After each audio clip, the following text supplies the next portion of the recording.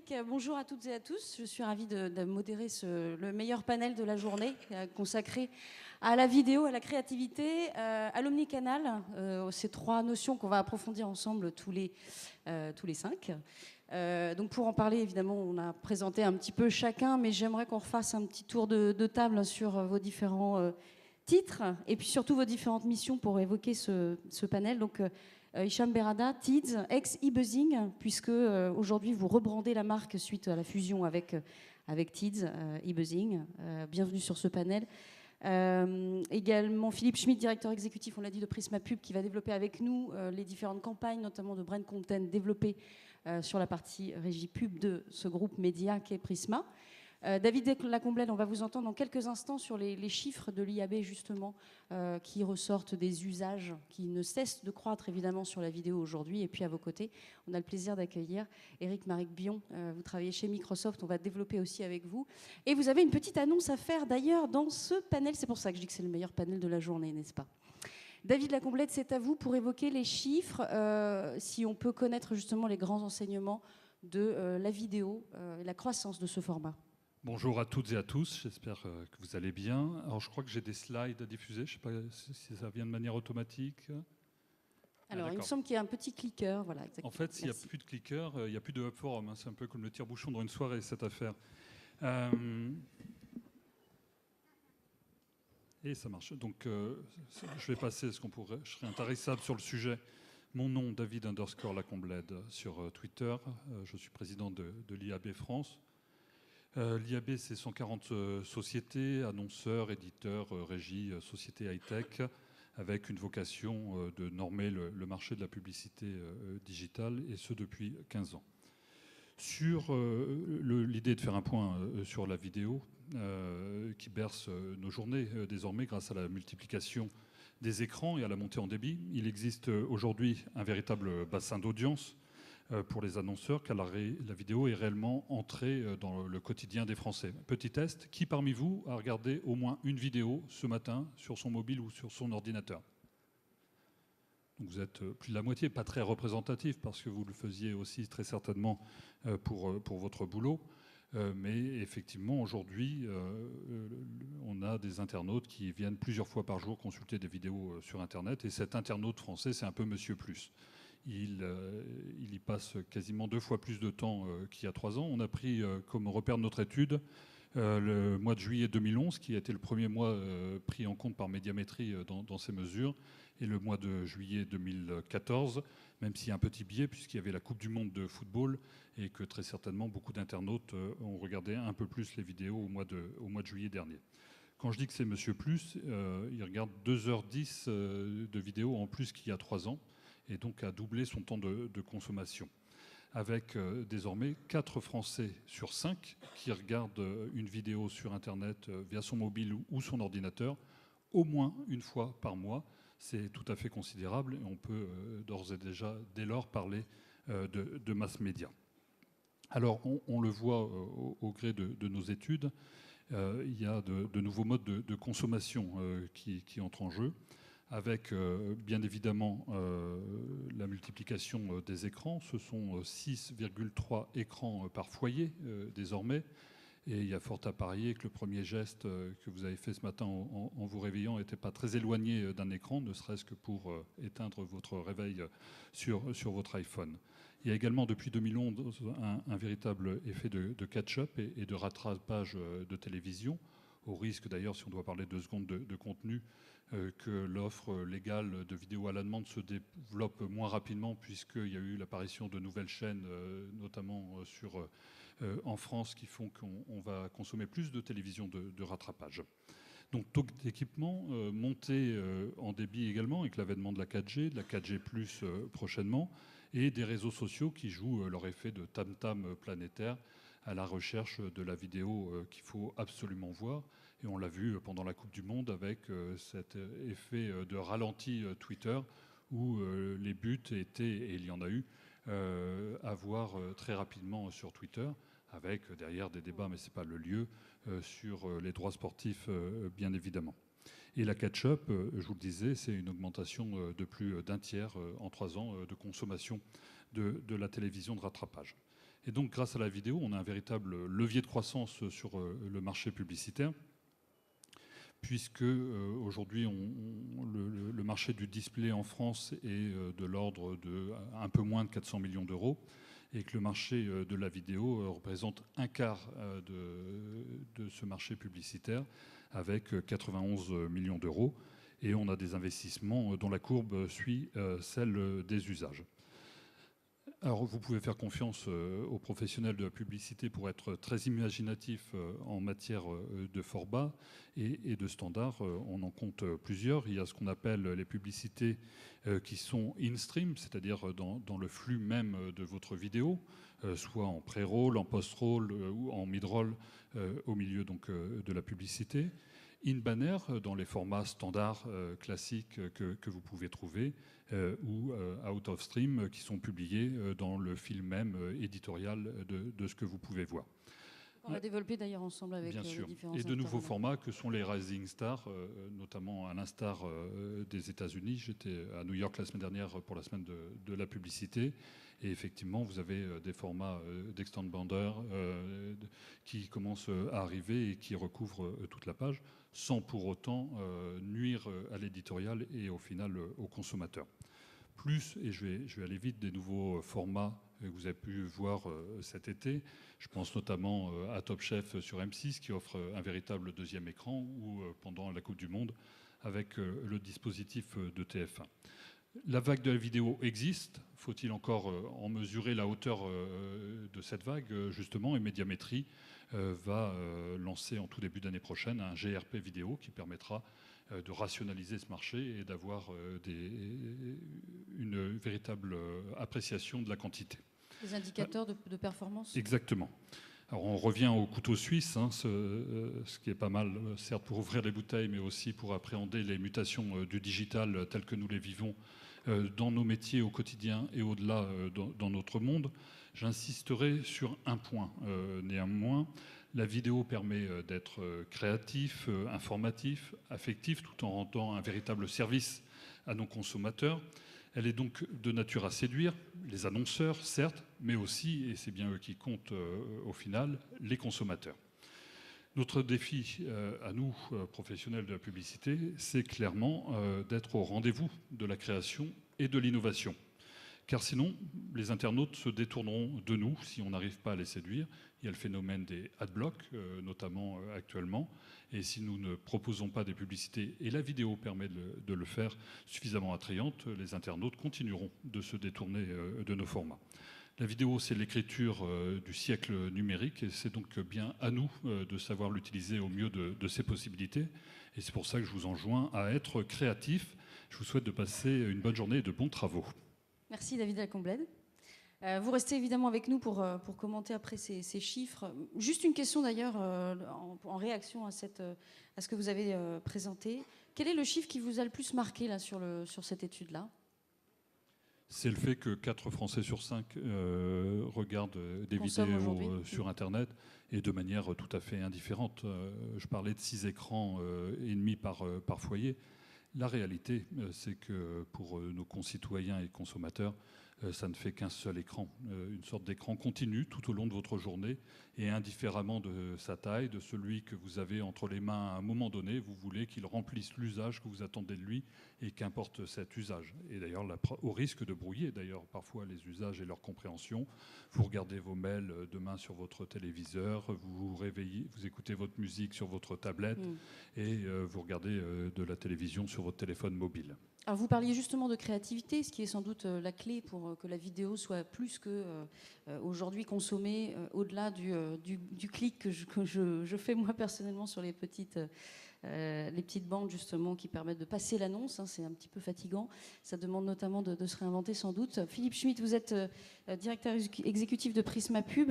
À quoi ressemble la créativité au sein de Prisma ? Alors créer des relations de confiance à travers le contenu, voilà notre défi. Et pour me poser un défi moi-même, je vais essayer justement peut-être quelques jargons tarte à la crème comme écosystème, Prisma et native advertising. Donc ça c'est dit, comme ça j'essaie vraiment éviter ces mots. Alors comment on fait dans notre groupe qui en 10 ans a dû passer d'un groupe de 12 marques sur 12 supports à aujourd'hui un groupe de 20 marques sur 100 supports. Donc les réponses sont triples, c'est la créativité, c'est aussi la vidéo et l'omnicanal, donc le sujet d'aujourd'hui. Et surtout, en fait, la réponse que je voudrais vraiment partager avec vous pour vous apporter plus de solutions, comment vous pouvez faire dans votre industrie respective, c'est en fait, il faut faire les bonnes choses, il faut bien les faire. Les bonnes choses, c'est il vous faut des expertises et des compétences nouvelles, clairement. C'est une autre façon d'activer le multicanal à travers les contenus audiovisuels. Il faut chaque fois penser à votre marque. Qu'est-ce qui la rend forte? Qu'est-ce qui la garde forte? Et qu'est-ce qui la vide pas de leur sang? Et ensuite, penser à la distribution des contenus, parce que juste la créativité en soi, elle ne sert à rien. Donc la data devient aussi là absolument indispensable pour cibler, data optimiser, et donc faire en sorte quelque part que les contenus deviennent liquides. J'aime beaucoup cette image parce que c'est-à-dire les contenus vont où le consommateur. Ils se partagent si le consommateur a envie de les partager. Et tout ça pour une finalité qui est la meilleure connaissance de vos audiences. Donc finalement, il ne faut pas opposer créativité et data. Les deux font partie de la même médaille. Mais comment on active une créativité, notamment à travers la vidéo? D'abord, il faut travailler en équipe multi-experts. C'est-à-dire juste une ou deux personnes dans une pièce, c'est plus difficile que se dire que voilà, on pense tout de suite à la distribution, on pense tout de suite au sujet de partage, de social, on partage à des effets inattendus, à l'interactivité. Et chez nous, on résume un peu la vidéo qui fonctionne à travers 3 items, qui sont le premier et la créativité en soi, de travailler le contenu et le storytelling, parce que les neurosciences le montrent, quand on passe de l'attention à l'action, ça se passe quand les 2 hémisphères sont connectés. Donc il faut raisonner un peu biologiquement. Qu'est-ce qui fait que c'est une vidéo marche et une autre non? Ça, c'est vraiment la question de base à se poser. La deuxième, c'est donc le ciblage, d'utiliser la bonne distribution à la bonne personne. On en a parlé déjà suffisamment cette matinée. Et la troisième, elle est vraiment essentielle, c'est le timing. Alors le timing à la fois au niveau du contexte, à la fois par rapport à un contexte météo. Oui, parce que vous expliquiez en préparant ce panel que finalement un but lors de la Coupe du Monde où la pluie dont on est arrosé complètement aujourd'hui sur Paris a un impact direct sur la réalisation ou non d'une vidéo. Mais évidemment, parce que nous les marketeurs, on pense toujours en laboratoire, mais les gens ils vivent là en dehors.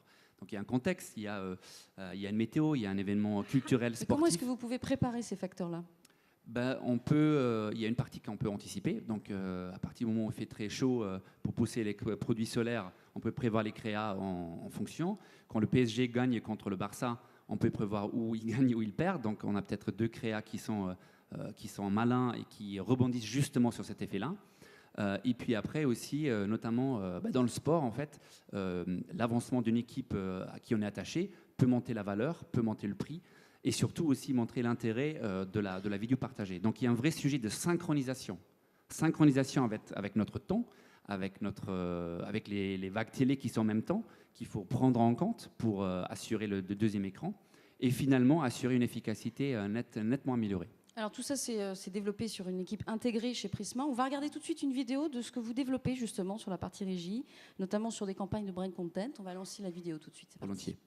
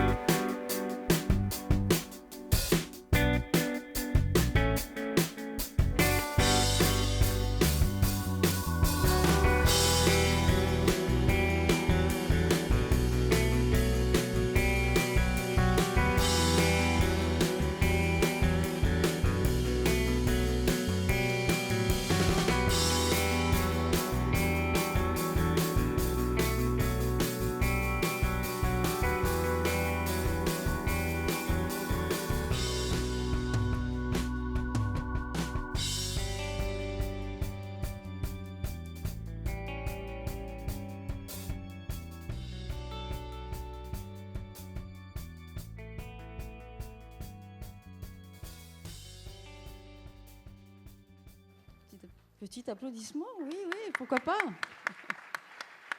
Donc, ce qu'on a bien compris, c'est que vous associez sur une campagne de brand content, et là, je vous demanderai combien ça coûte. D'ailleurs, ça m'intéresse de connaître le budget. Vous associez clairement un annonceur, une marque qui vient vous voir et qui vous dit « Aidez-moi à communiquer en vidéo sur un support du groupe Prisma Presse ». C'est un peu ça l'idée ? Prisma Media, exactement. Prisma Media. Alors en fait, oui, il y a la possibilité de plugger une marque annonceur sur les nôtres. Donc le degré de l'extension de ce partenaire dépend aussi d'un fit en ADN de marque, donc l'éditeur est impliqué. Ensuite, si ça colle, on va très très loin dans le storytelling parce qu'on dit qu'attention, il faut de la publicité aussi intéressante que l'éditorial. Nos amis de BuzzFeed le disaient ce matin aussi, c'est-à-dire il faut une éditorialisation de la publicité et pas une publicitarisation de l'éditorial. Attention à ne pas confondre les deux. Donc faire vraiment la pub engageante. Là, le storytelling, le savoir-faire du storytelling comme un groupe de Prisma Media qui le fait pour l'ensemble des marques, prend toute sa valeur. Et là, on le fait avec les exemples que vous avez vus, avec les plus courts formats, avec l'humour en pertinence avec les deux marques, où on peut aller très très loin, où on produit des formats audiovisuels sous marque blanche. Parmigiani, l'exemple de l'horloger suisse que vous avez vu à la fin, c'est un reportage. Donc la marque n'apparaît nulle part. C'est un reportage 100% édito, 50 minutes, produit par un grand réalisateur qui s'appelle Frédéric Lafont, qui a fait Les Mains d'Hermès. Et donc ce film, il ne sera pas du tout distribué à un maximum, mais avec quelques séances privées sur les clients privilégiés de la marque, des Brésiliens, des Saudiens, etc. Et ensuite, même à la télé en Suisse. Coût de la campagne ? Coût de la campagne, ça peut monter dans les plusieurs centaines de milliers d'euros. 52 minutes infiltrées dans les ateliers en Suisse pendant 4 mois pour vraiment capter le storytelling, le cœur du storytelling. Après, voilà, les vidéos plus humoristiques, la speakerine, etc. Max le supporter que vous avez vu pour la Coupe du Monde. Là, on est plutôt dans quelques milliers d'euros sur la production. Mais attention, on n'est pas seulement studio de production, il faut chaque fois penser à la distribution. Et donc un groupe de puissance, un partenaire de puissance, a la double valeur à la fois de pouvoir distribuer et donner la crédibilité à travers le partenaire de marque. Hicham Berrada de TIDS, ex-eBuzzing, pardon, merci pour le micro. Vous aviez l'air d'accord avec ce que disait justement Philippe et sur la partie distribution, justement. Tout à fait. Bonjour à tous. Ce que disait Philippe, c'est très juste. C'est-à-dire qu'une fois qu'on a créé un contenu de marque intelligent, il faut passer et penser à l'étape suivante, qui est l'étape distribution. Parce qu'effectivement, on peut avoir le plus beau contenu du monde.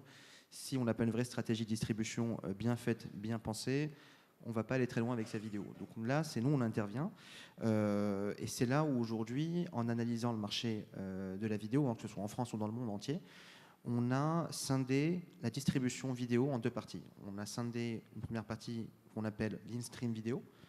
Donc l'in-stream vidéo, tout le monde sait ce que c'est les pré-rolls de manière assez classique qu'on voit un peu partout. Et aujourd'hui, nous sommes des inventeurs de ce qu'on appelle l'outstream vidéo. Donc l'outstream vidéo, qu'est-ce que c'est ? L'outstream vidéo, si on prend 2-3 chiffres sur ce qui se passe en France aujourd'hui, entre 10 et 20% du temps passé par un utilisateur sur Internet est dédié à de la consommation de contenu vidéo. Donc comment les annonceurs adressent ces internautes ? Ils les adressent à travers des formats pré-roll. Ensuite, nous, on s'est intéressé aux 80-90% du temps passé qui est passé à consommer des contenus qui sont différents, donc des contenus texte, des contenus images. Et donc l'idée de l'outstream, c'est de se dire comment est-ce qu'on va intégrer des vidéos publicitaires au sein de ces flux texte, de ces flux images. Donc c'est là où intervient l'outstream vidéo aujourd'hui. Et on peut le voir, que ce soit en France ou dans le monde entier. Aujourd'hui, pour certains éditeurs, en moins d'1 an, les revenus d'outstream peuvent être représentés. Ça commence à porter ses fruits. Ça peut même représenter plus de 50% des revenus publicitaires vidéo pour certains éditeurs. On va regarder tout de suite à quoi ressemble un peu l'outstream justement en vidéo. On va lancer cette vidéo TIDS. Merci. Revolution, the radical art of rethinking, redesign. In today's busy world, to stand out is not enough, and that's when the wise stop and evolve. As the pioneers of outstream video advertising, we know we're changing the game.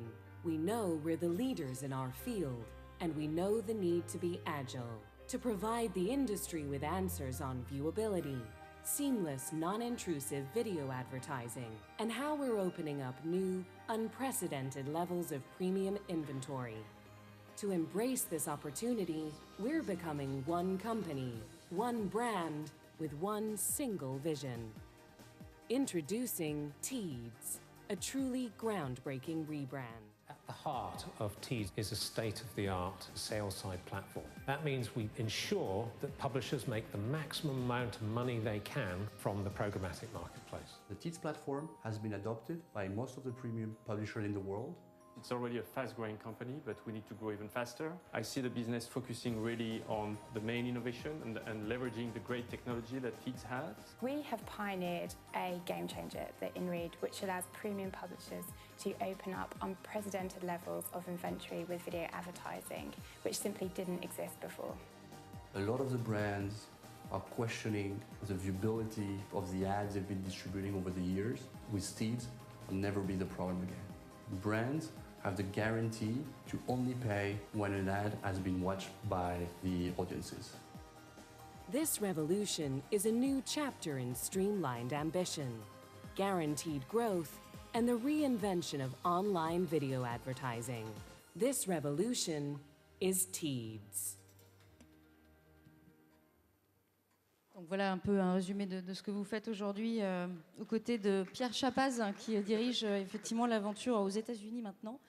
Alors justement sur l'Outstream, si on revient un peu précisément pour rentrer dans le détail de ce format. Alors pour rentrer dans le détail de ce format, il faut analyser aujourd'hui ce qui se passe sur le marché de la vidéo. Sur le marché de la vidéo, on voit évidemment que, comme le disait David, que les consommateurs sont de plus en plus demandeurs de contenu vidéo. Donc les gens adorent la vidéo, les gens veulent regarder des vidéos. Les annonceurs sont également de plus en plus friands de vidéos. Entre l'année dernière et aujourd'hui, on a plus de 34% de croissance sur les investissements vidéo et c'est pas fini. Ça représente aujourd'hui 25% du display. Dans 5 ans, dans 10 ans, ce sera 50, 60, 70%. Donc il faut apporter une réponse claire à ces annonceurs qui veulent diffuser des vidéos. Aujourd'hui, le marché propose de l'in-stream. L'in-stream, évidemment, c'est très bien. Mais l'in-stream, aujourd'hui, quand on voit les chiffres de la consommation par internaute, un internaute passe environ 10 minutes à consommer du contenu in-stream. Donc l'annonceur, qu'est-ce qu'il recherche? L'annonceur qui est en train de basculer de plus en plus une partie des budgets TV vers la vidéo online, il faut lui apporter une réponse. La réponse, elle est la suivante. L'annonceur veut de la couverture. L'annonceur veut de la puissance. L'annonceur veut de la visibilité.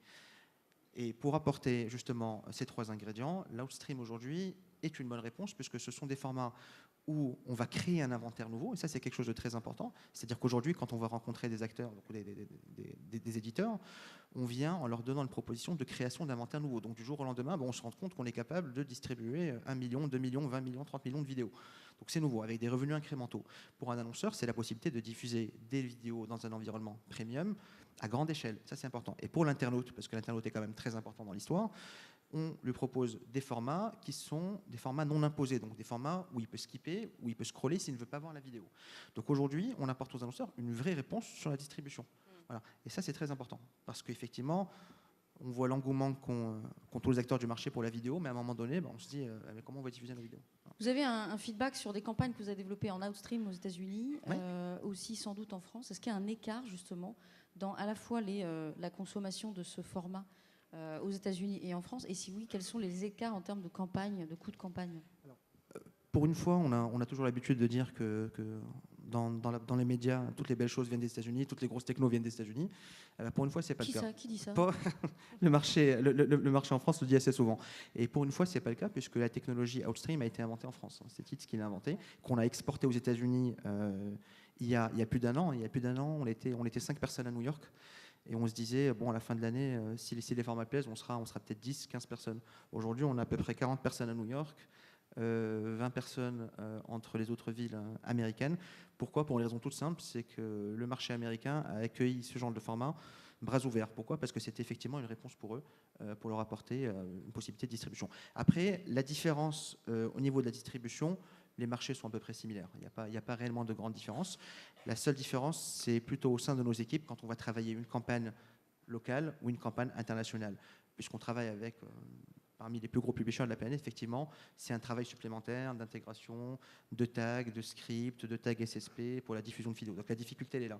Maintenant, au niveau de la distribution, ça se fait exactement de la même manière. Ce que vous décrivez sur l'Outstream, ça fait penser un petit peu au RTB de la vidéo. Ça fait penser un petit peu au RTB de la vidéo. Real-time bidding. Dans ce que je devais présenter tout à l'heure, en fait, on devait attaquer la vidéo sous 3 axes. Les formats, donc avec l'Outstream, les modes d'achat avec le programmatique qui aujourd'hui représente déjà 22% des achats display et une croissance de plus de 65% sur la vidéo. Donc effectivement, l'achat de la vidéo va de plus en plus vers l'RTB. Et puis les devices, qui est le troisième axe de développement, où on voit aujourd'hui que 25% des vidéos sont consommées sur des mobiles et des tablettes, versus 11% il y a encore un an, et que la croissance n'est pas encore finie. Donc voilà, ce que je voulais juste vous montrer rapidement, c'était un exemple d'une campagne qu'on a réalisée pour Breitling, qui est une campagne internationale qu'on a fait sur plus de... Alors, la vidéo ne... Donc la vidéo a été lancée, et c'est pas la bonne vidéo. Si on peut passer au slide suivant, ce serait parfait.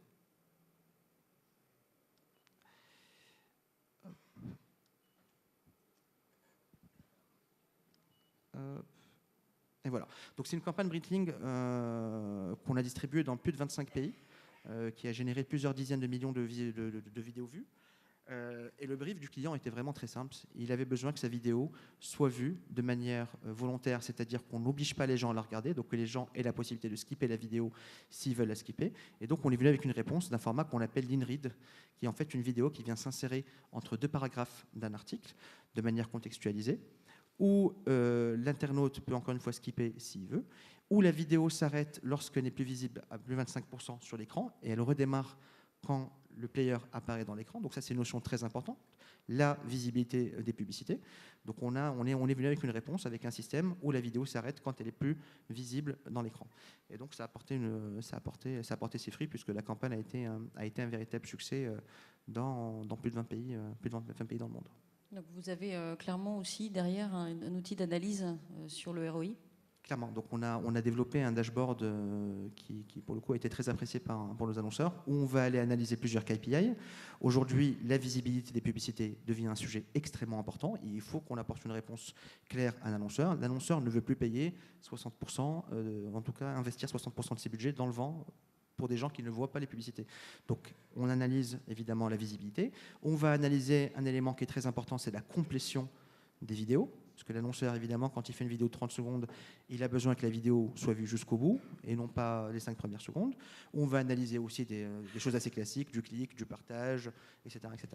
Alors justement, on parlait justement avec vous là, à l'instant des devices et de la diffusion de ces vidéos. Et justement, vous, chez Microsoft, vous lancez, c'est tout frais, une nouvelle façon d'adresser finalement les vidéonautes au travers d'une offre aujourd'hui. Est-ce que vous pouvez le détailler, Éric-Marie ? Alors, bien sûr, mais je vais revenir sur, effectivement, on était sur vidéo multicanal et créativité, sur les annonceurs. Tout vient, comme Philippe l'a notamment dit, sur des usages. On l'a vu, on a parlé des 6,3 écrans aujourd'hui en France. On a ce paradoxe français où effectivement on est très très équipé, que ce soit en tablette, en mobile, en PC hybride, etc. Et on va arriver avec un petit dessin que je vais vous montrer. Et malheureusement ce matin on n'a pas pu le voir avec la pluie, mais c'est l'utilisation et en fait un usage de l'ensemble des écrans à l'heure du tout digital totalement fragmenté. Le petit dessin, c'est le bonhomme à vélo qui la semaine dernière, vous voyez plein de personnes, dont certaines dans cette salle, qui effectivement lisaient leurs mails, regardaient des articles sur leur vélo. C'est qu'en fait les activités qu'on faisait avant le tout digital n'ont pas vraiment changé, à savoir le travail, communiquer avec sa famille, le partage, etc. Ce qui a changé, c'est vraiment la fragmentation de tous ces moments. Ces activités sont devenues des moments dans la journée et de retrouver, à cause en fait de l'ensemble des écrans, les fameux 6,3 aujourd'hui et puis plus demain. Et le but, c'est de retrouver une harmonie au niveau de l'usager, et c'est ce qu'on retrouve à travers ces écrans, avec notamment toutes les notions de cloud, donc mobile et cloud, qui sont les deux maîtres mots sur les usages. Côté annonceur, et c'est quand même le nerf de la guerre sur l'univers publicitaire qui nous occupe aujourd'hui, où malheureusement, encore une fois, le digital est sous-développé quand on regarde nos voisins européens, juste sur cette partie-là, et même si on est passé de 22% à 24% sur le premier semestre, dans les chiffres qu'a montré tout à l'heure David, c'est malheureusement à cause il y a une petite progression du digital, mais surtout une baisse de l'ensemble des médias traditionnels. Et donc, ce qui aujourd'hui est la base, donc il y a 3 niveaux, et c'est là où je veux en venir, 3 niveaux. Le premier, c'est le fondamental, c'est la couverture sur cible. on a parlé un peu de cible, c'est de valoriser effectivement, et là je suis sur vraiment du basique, qui donc fait les un peu moins de 80% du reste des investissements sur du socio-démo, genre et âge. Et donc sur cette couverture socio-cible, c'est d'être sûr que je touche cette cible socio-démo. Je ne suis pas encore avec une campagne avec 10 critères, je suis juste sur cette base. Et effectivement, pour vous donner, donc au début de l'année est arrivé Nielsen OCR en France, sorti dans 8 pays, pour valider que les campagnes étaient bien livrées sur cible. En juin, on avait sur des campagnes, donc 25-49 ans. Les 25-49 ans, c'est 52 de la population des internautes aujourd'hui. En 25-49 ans, donc si je ne cible pas, je fais des campagnes en aveugle, normalement, je tombe sur 52% de cette cible dans ma campagne. Les 16 campagnes testées par Nielsen OCR étaient à 49% sur cette cible, bien sûr livrées sur cette cible. Donc ça veut dire que moins 3 par rapport. Donc le fondamental, on voit bien, il se trouve effectivement, côté Microsoft, grâce au Microsoft ID, on était la première avec 75% sur cible livrées sur cette campagne. Et c'est valable sur l'ensemble des cibles plus étroites ou plus larges. Donc là, la première base pour les annonceurs, c'est d'être sûr sur le digital de bien livrer sur cette cible. Et la deuxième partie, c'est la productivité, parce qu'on parle de créativité, mais effectivement, aujourd'hui, quand on raisonne encore en silo, et nous tous, ou sur l'Internet fixe, on sait aujourd'hui livrer sur cible. Sur le mobile, nous aussi, on sait livrer sur cible. Et puis sur la télé connectée, pour prendre notre offre Xbox, on sait livrer sur cible. Mais en revanche, c'est séparé.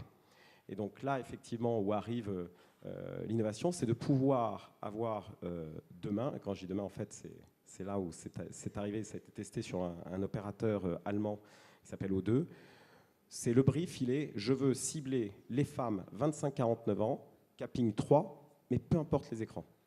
Et là, on arrive effectivement à, sur l'heure du tout digital, l'ensemble des écrans, peu importe les écrans, capping 3. Or ça, c'est effectivement assez difficile à faire. Donc une offre omnicanale, pour le coup. Voilà, exactement. Une offre multi-écran, bien évidemment multi-device et multi-OS, parce que bien sûr, ça ne fonctionne pas que sur du Windows Phone, du Windows 8, mais également du iOS et du Android. Et de pouvoir livrer cette campagne sur cette campagne. Ça, on est sur le deuxième niveau. Après, le fondamental, c'est le multi-écran, qui est un gain à la fois en productivité pour les annonceurs et pour les agences, mais également en efficacité. Et enfin, et c'est là où on arrive sur la partie créativité, c'est on part du même brief, c'est je veux une campagne sur les femmes 25-49 ans, KP3, mais je veux que la première créa qu'elle voit, ça soit celle-ci, la deuxième, ça soit celle-ci, et la troisième, ça soit celle-ci.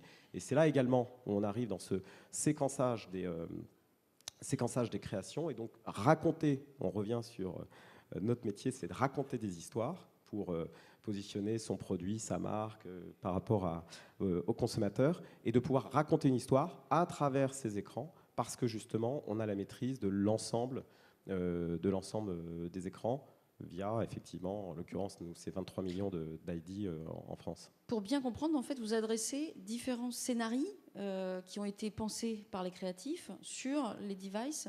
Et est-ce que vous avez une limite justement de ciblage ? C'est pour ça que je reviens sur les trois niveaux dont je vous ai parlé. Le fondamental. Je pense qu'aujourd'hui, encore, sur le fondamental, le basique du basique, qui fait 80% d'investissement, on est sur du probabilisé, on n'y est pas encore.